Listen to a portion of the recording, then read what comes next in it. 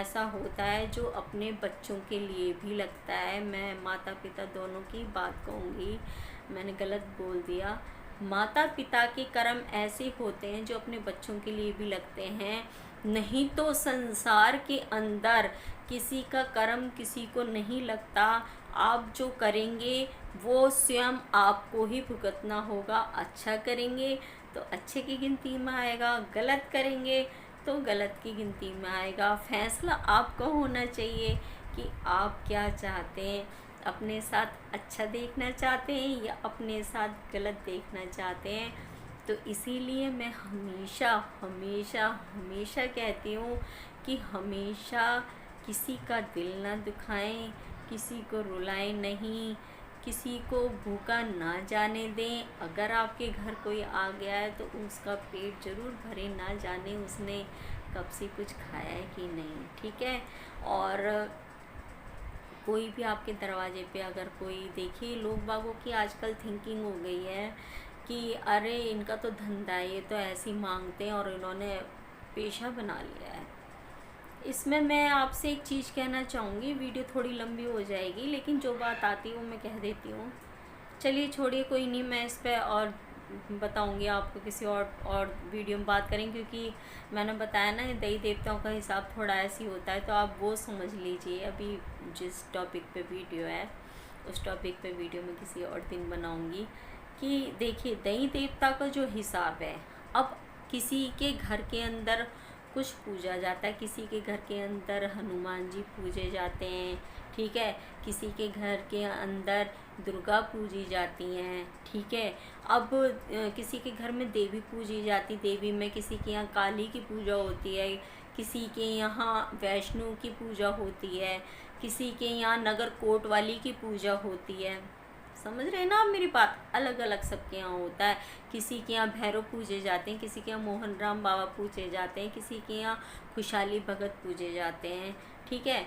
सबका अपना अलग अलग रोल है, ठीक है। तो मतलब मेरे कहने का मतलब यह, देखो अब मैं सभी कई देवी देवताओं का तो नाम नहीं ले पाऊँ क्योंकि नाम लेने में वीडियो मेरी तो ऐसी निकल जाएगी।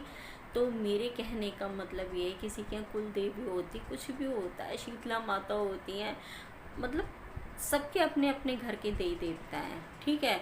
तो मैं इस समय जो बात करूँ अपनी कि मतलब देवी देवताओं की, तो देखिए जो भी हमारे त्यौहार आते हैं ना, जो भी हमारे त्यौहार आते हैं, सबसे पहले हमें उनको करना चाहिए। हमेशा त्यौहार पे उनके लिए हमें कुछ ना कुछ निकाल के रखना चाहिए, ठीक है। जैसे हमारे माँ बाप जब हमें कुछ देते थे तो हमें कितना अच्छा लगता था कि पापा हमारे लिए लाए, मम्मी ने हमारे लिए बनाया, ऐसे करा वैसे। ऐसे ही वो भी हमारे से उम्मीद रखते हैं, उनको भी मतलब उम्मीद वो नहीं रखते हैं और उनको मतलब कोई वो नहीं होता है। लेकिन जब हम करते हैं ना किसी के लिए, तो देखो उसको एक अजीब सी संतुष्टि और खुशी होती है। तो उनको खुश रखने के लिए हमारा भी फ़र्ज़ बनता है कि जैसे वो हमें खुश रखते हैं, हमारे लिए सब करते हैं, ठीक है, वैसे ही हम उनकी छत्र छाया में हम रहते हैं, वैसे ही हमारे फ़र्ज़ बनता है कि हम भी उनके लिए कम से कम 30 त्यौहार करें। जैसे मैंने आपको बताया था कि डेली आप पितरों के लिए जब भी खाएं, जितनी बार खाएं, जो भी खाएं, मैंने अपनी पिछली वीडियो में पितरों के बारे में बताया था। तो डेली ऐसे ही देवी देवताओं के नाम से भी निकालें। जब भी आप दूध पी रहे हैं, जूस पी रहे हैं, ठीक है, कोई ड्राई फ्रूट खा रहे हैं या आप कोई खाना खा रहे हैं, कितनी भी बार खा रहे हैं, जो भी खा रहे हैं जितनी बार, उतनी बार सबसे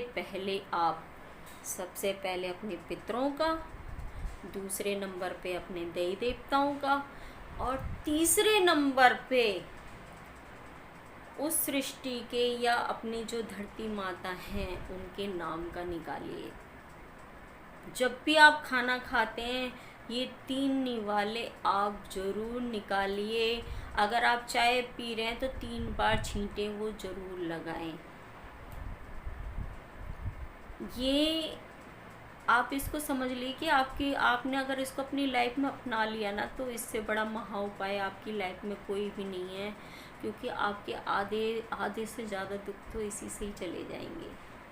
अपना विश्वास मानिए, लेकिन किसी भी काम को फॉर्मेलिटी से या लालच में मत कीजिएगा, वरना कभी पूरा नहीं होगा।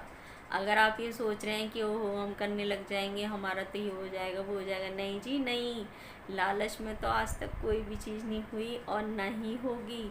आप इसको लालच से ना करें, आप ये सोचें कि ओहो हमारे मम्मी पापा हैं, हम तो अपने मम्मी पापा के लिए ये करेंगे। जैसे माँ बाप करते हैं ना अपने बच्चों के लिए, अरे मेरा बच्चा है, इसको ये भी मिलना चाहिए, इसको वो भी मिलना चाहिए, उसी तरीके से हमें भी ये करना चाहिए।